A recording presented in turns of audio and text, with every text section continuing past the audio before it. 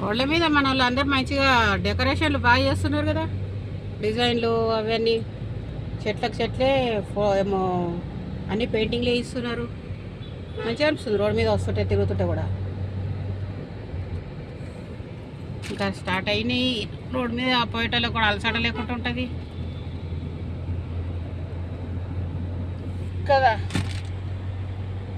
Full ఎండ, enjoyments.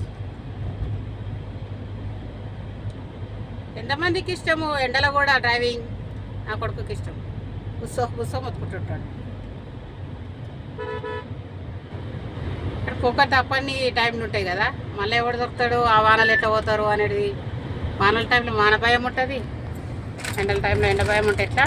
అన్నిటికీ అన్ని కాలాలు అన్ని భయాలే ఉన్నాయి కాబట్టి పోవచ్చు రావచ్చు, జర్నీలు చేసుకోవచ్చు. మంచి మంచి ప్లాన్లు వేయండి.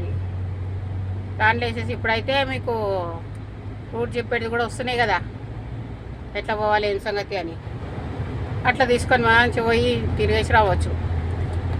మాకంటే ఆడ ఈడ ఎట్లున్నాడో ఆడ ఎట్లున్నదో అడుక్కుంటూ పోవాల్సి వస్తుండే. రూట్ మ్యాప్ పెట్టినామా అంటే ఇక దానికి సీదా పోతాము వస్తాం. ఆ పనులు అయిపోతాయి, ఎవరి దగ్గర టెన్షన్ లేదు, ఆగేది ఉండదు.